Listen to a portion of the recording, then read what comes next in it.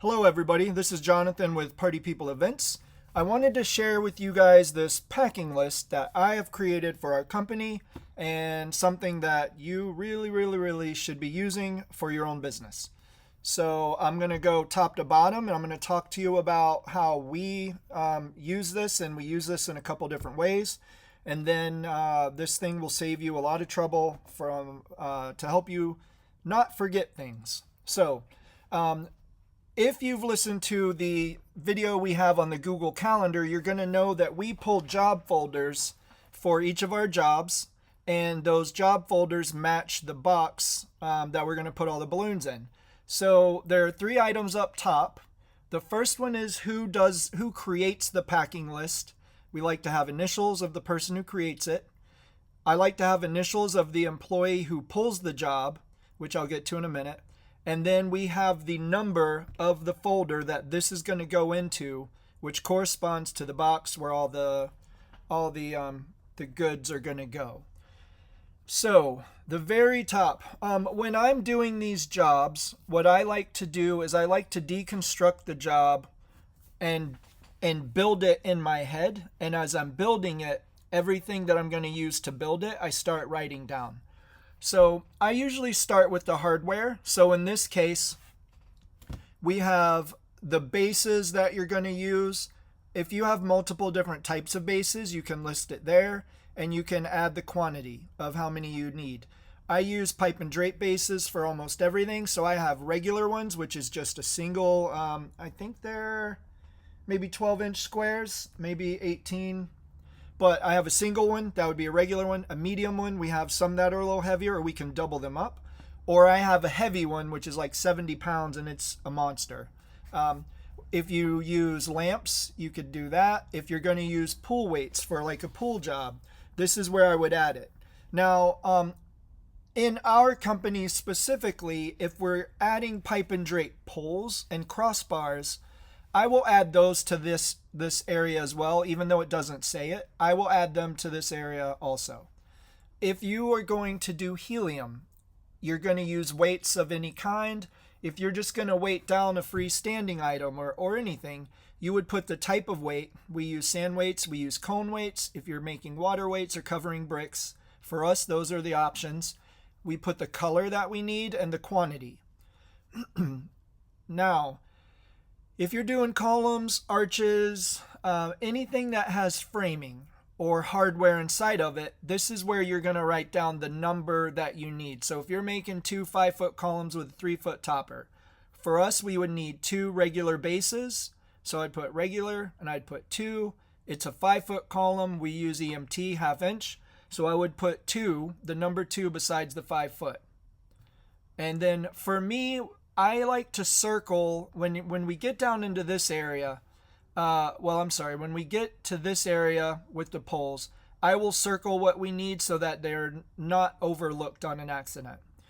If you're doing a 30-foot arch, we use 3/4 inch PVC for that. So I'd put the number 3 besides this 10, and I would circle it. If it's 25-foot arch, 2 by the 10, 1 by the 5, circle them both. Now, balloons. If you're doing a red, white, and blue, let's say you're going to do red, white, and blue organic arch that is 8 feet tall, or organic column, 8 foot tall. We would use a regular base, and I would just use 1. I would use an 8-foot piece of EMT. I would write 1 beside it, and I would circle it. You could also use 7 because you could build up on top of the last one.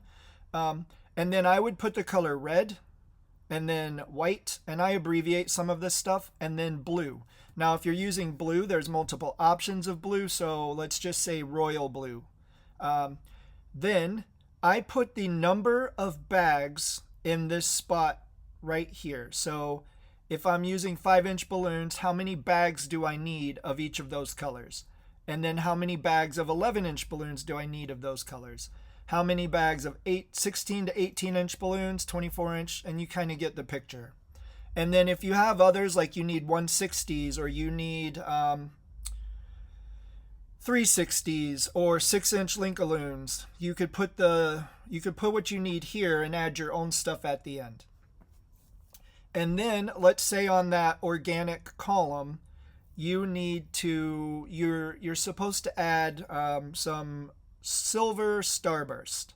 So type starburst, color silver, quantity 3, right? Whatever the amount that you're trying to pack. Now here's the thing I would recommend is I always recommend overpacking for a job. So if we're trying to put 3 starburst on the job, I want to bring 5 or 6 to the table. If you factor you need 90 balloons that are white for any job, well, I want to bring 2 bags. I want to bring well over 100 to the job. That's just how we do it in our shop. And then there's a back to this. So whenever you go to print this out, you're going to want to print it double-sided, front and back. That way you're just using one sheet of paper. On the back side, we have ribbon. So we have curling ribbon. We have 3/8 inch ribbon. We could put on there fancy ribbon. Like we have just a few different kinds that we would use. But you're going to put the type in, and I would also put the color. So red curling, white curling ribbon, royal blue curling ribbon, and the quantity. Now, on this section for ribbon, I don't put how many spools of ribbon that I want packed. I will actually figure out the exact number that I want of ribbon. So if we have, let's say we're adding 2 helium clusters of 6 balloons, and we've already put down here the weights. They could be red, white, or blue. It doesn't matter which one to the customer, and you would put that right here. Or you would just pick a color. It doesn't matter. Let's say you wanted red and 2 red type cone weights. Okay? The ribbon, I said 2 clusters of 6 balloons. We have 3 colors. So each cluster is going to have 2 balloons of each color, and there's 2 of them. So we need 4 red ribbon, 4 white ribbon, 4 royal blue ribbon. That is a total of 12, which is the amount that we need for those 2 helium clusters. Now I put a little note here. If you're ever going to use ribbon, it does you no good unless you remember helium, which is down here on our list. This is where we would input the helium. Some of you guys are like me where you use fabric for draping. We drape walls, we drape ceilings, we do a good amount with fabric.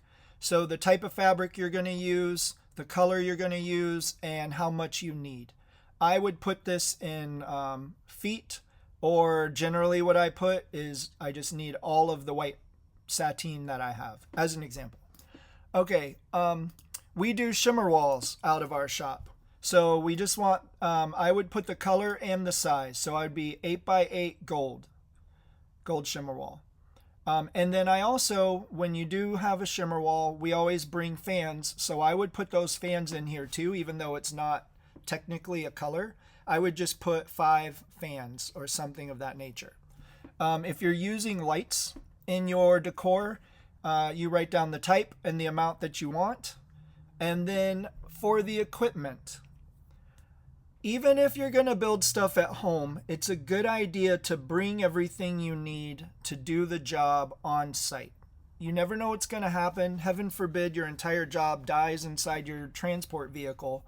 But if it did, you don't want to be out of gas. You want to be able to complete the job, and you might have to do that on site. So we have different pieces of machinery: Precision Air, Dual Sizer, Twin Air, Air Force 4. I will circle everything that we need in this in the next 2 sections. And if you let your eyes glance over all of these items and you read them in your head, you should know, okay, for this job that has 2 columns and 2 helium clusters, I want a cart just to carry the bases because I'm lazy. I don't want to carry them the hard way. I don't really need a table because everywhere we work, we're going to get a table. But if we're doing a balloon drop, we bring a table for that. There might be some specific cases if we're working in a hangar and we have to build a bunch of stuff. Maybe we need a table because I can't trust they're going to have one. Foil inflator, sizers, clamps, hand pumps come to every single job that we have. We have step ladders, and then we have big ladders, and I have a couple different kinds. So I'll circle big ladder, and I will put blue or orange by it, which represents which one we use. Mag poles from Click Click, click magnets, Makita blowers if we're doing 3-foot balloons or even 24-inch balloons on the organic, we'll bring those. Any kind of backup blower, if you're doing the job on site and you're not transporting it whole, and you bring, for example, a precision air, and that's all you need, what are you going to do if it dies? You really need something backed up, a backup situation, so that you can get the job done. So bring some kind of backup blower. And your hand pumps aren't going to cut it in that scenario. Heat sealer, extension cords, power splitters. If we're doing shimmer walls, we're always going to need extension cords and power splitters. Now, helium. The way that I do my helium, we have one size of tank and we have a bunch of them. And I go based on the amount of helium in the tank is represented by the pressure remaining in the tank. I know it's not exact math, but a full tank of helium can inflate over 400 balloons. I just round down to 400, 11-inch balloons. If we had, let's say we had so many clusters that we were inflating like 200 11-inch balloons, well, I need half of a tank. So the PSI of a full tank is 2,100 pounds of pressure. If I need half a tank, that's just over 1,000 pounds of pressure. So what I'm going to put down here is I'm going to write probably like 1,300 PSI. And what that tells my crew is we label our tanks with the amount of pressure left in the tank when we're done. Don't grab a tank that has less than 1,300 PSI unless you're going to bring more than one. If you're bringing multiple tanks, then that's totally fine. But that's what we're looking for, is the amount of pressure left in our tank. Special items, high float, U-glue, a tape box. We have a clips and pins box for our fabric and other items. High shine, if you have vinyl logos and tools, zip ties, sandbags. Some of these are items that you never really, it's easy to overlook and easy to forget. I do have fans for the shimmer wall down here, so that would be circled or I would just, circle it and point up here or something. Batteries. A lot of times you're not going to need most of this stuff on here, but it's good to be reminded, oh, I do need zip ties for this job because it's the one time I really need them, and I totally would have forgot, except for I circled them on this packing list. If you need any special items to finish out the order, you can just write them in down here, give them a quantity, give them color, whatever you need to make sure your crew knows exactly what to pull for the job. So that's how you create the packing list. Now, if you are going to go about, once you've created it, your initials would be here, and then your team will be pulling the jobs. And what that looks like for us is anything that is, I'm going to use the word perishable, but it's maybe not the right word. I'll just go through this and tell you yes or no. Our hardware, our bases, our poles, any of that stuff, I know we have them. So we don't ever need to pre-pull that stuff until it's like the day before the event. If there's a really high number, like we're doing 40 5-foot columns with 3-foot toppers, that's a lot. That's a lot of hardware. It's a lot of EMT. I would probably go put my eyes on it and see how much we need to go buy, because we don't really carry 40 5-foot poles. But otherwise, pipes, bases, those items, we don't ever really pre-pull them. We just make sure that we have them. Weights, sand weights, if it's a cone weight, we pre-pull it. And it goes into the job box. Let's say this is job box number 4. We're going to pull red cone weights for this job. We needed 2 of them. I'll probably have someone throw four red cone weights in the job box. If it's something we have to make, like a sand weight or a water weight, or we need to cover bricks, I will, instead of pre-pulling it, I will highlight it, which indicates that we need to do something about it. It indicates that it is not pulled in the job box and we need to do something about it. Now, if you're pulling the balloons, right, we said red, white, and royal blue. You're going to have numbers beside the amount of balloons that you need of each size. And as you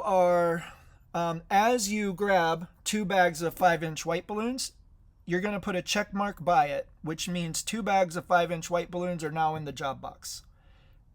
If there's 2 bags of 11-inch white and you check it off, If you need 18-inch white balloons, you need one bag and there's none, what we do is we highlight it, indicating that it's not in the job box and there's something we need to do about it. And that would go for any items. If you're having 24-inch, 12-inch Lincoln Loon, whatever, if you don't have what you need, you highlight that item. You do not check it off. A check mark on any of these items means that it is in the box, ready for the job to be created. The same thing goes with foil balloons. We do pre-pull these. In fact, we pre-inflate these a couple days before the event so that we can be very certain that our foil balloons are going to last. But we check them off when we have them in the box, or if we even pre-pull foil balloons that have been used before, we will check them off. And foil balloons are another item I always pull way more than what we need for a job because I don't trust them. Ribbon. I know I said that I put the exact number of individual ribbon that you need for the job, but when we pull this, all we do is throw a few rolls of each color ribbon in the job box. And then sometime when we're prepping for the event, we will pull the ribbon for each one. Fabric. Again, unless it's a weird order, I don't pre-pull the fabric because it is organized and stored away where it's easy for me to just go grab it. So I don't pre-pull it, but I will check it if I need to know, do we have as much as they ordered? The shimmer wall is the same situation. It is in a place organized where I can get it without any trouble, so I don't pre-pull that. Lighting, it depends what it is, but most of the time I do want lighting pulled and put in the box, just because I don't want someone to forget to grab it. Now, equipment, I don't pre-pull any of this stuff because you could pre-pull an Air Force 4 for a job that you have in 2 weeks, but you're going to use it between now and then, so it kind of doesn't make sense. So I don't pre-pull any of that stuff. I don't pre-pull any of these items down here. What I will do, though, is I will put my eyes on stuff like batteries. I put my eyes on high float to make sure that we do still have plenty enough to use. I put my eyes on things like confetti. In fact, confetti I will pre-pull because it's something, anything that I have to order for a job that after the job I may not get back, right? Like balloons, foil balloons sometimes, confetti, anything like that potentially is something that it's a use that I might have to order it if I don't have enough. That doesn't apply to an Air Force 4. We always have the Air Force 4. But something like confetti or zip ties even, I don't pre-pull zip ties because we use them in the shop sometimes, but I will make sure to take them to a job. Anyways, circle and highlight any of these items that you need that you don't have. So from this point, when you're finished pulling everything that goes in the job box, what I like to do is if everything is there and everything has a check on it, all of the perishable items have a check mark by it, all the balloons, the foil balloons, the ribbon, confetti. If we have all that stuff for the job and we don't need to order anything, what happens is this packing list goes in the folder with the Google Calendar entry printed out, and that folder goes on top of the job box, and it gets set aside in a place in our shop where when we're ready to build that job, we just pull it out and go to work. Now, if anything is highlighted on this job, instead of it going on the job box, it actually goes on my desk, or I have a little filing situation next to my desk where they can put the folder in it, and it's visible to me sitting at my desk. And what happens is I take all of that information and I open up the folder and I look at everything that needs to be ordered, and then I put in the order, and then I put the folder back in that filing system. And when the order comes into the shop, the first thing the crew should do is pull all of those folders out and go through each folder to see what is needed. And then they go through the order, because that's why I ordered the balloons for those jobs. And then they finish filling the job box. And they go about checking off all the things that were highlighted. and then the folder goes on top of the job box. So if I see a folder on a job box, that tells me that that job is 100% ready to be made. If I see a folder in my filing thing, then I know that I need to either order balloons for it or I'm waiting for balloons for that job. So that's pulling a packing list. Now, the only other thing that we really do with these packing lists have to do whenever you are going to a job and you're loading up your vehicle. So at this point, even if you've made the items, right? Let's say we have the two organic 8-foot organic columns, and I've already made them.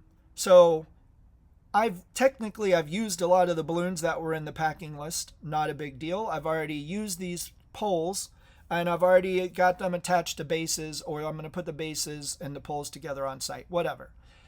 What happens is, as we load these items into our vehicle, so if we have 2 regular bases for this job, you'll see the word regular and you'll see 2. When those get loaded onto the vehicle, I line them out. So I just put a line through the whole thing.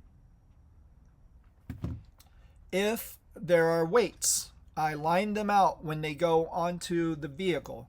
Now, if they're cone weights, they're generally going to be mixed in the job box with balloons.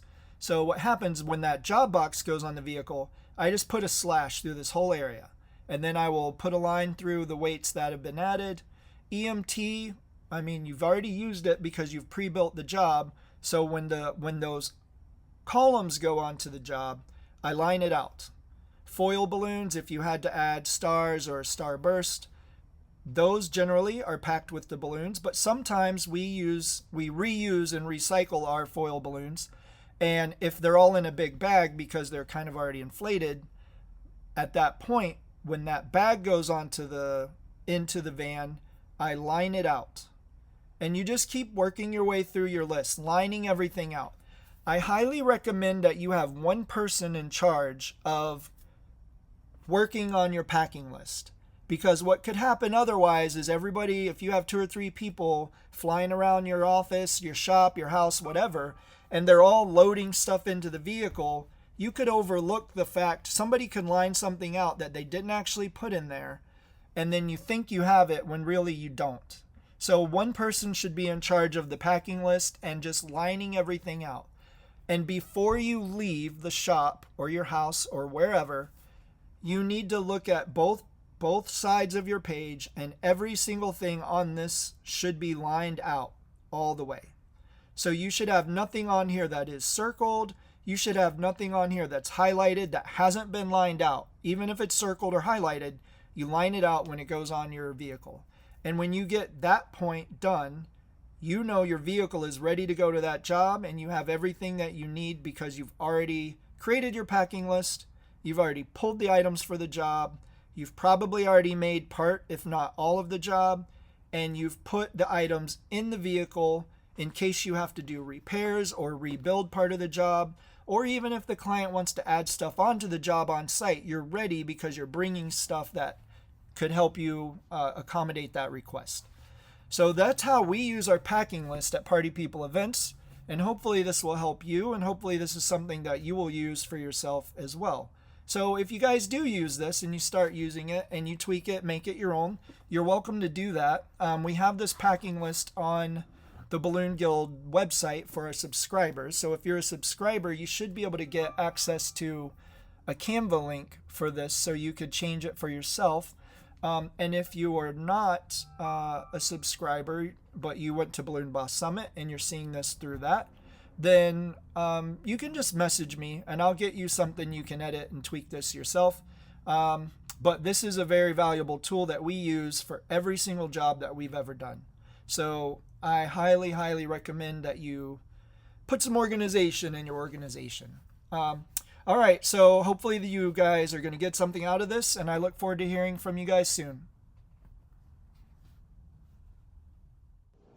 Join the Balloon Guild community for access to a growing library of balloon decor recipes, exclusive templates, webinars, and direct support from experts.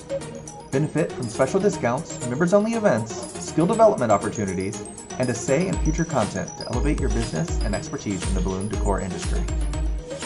To join, visit theballoonguild.com now.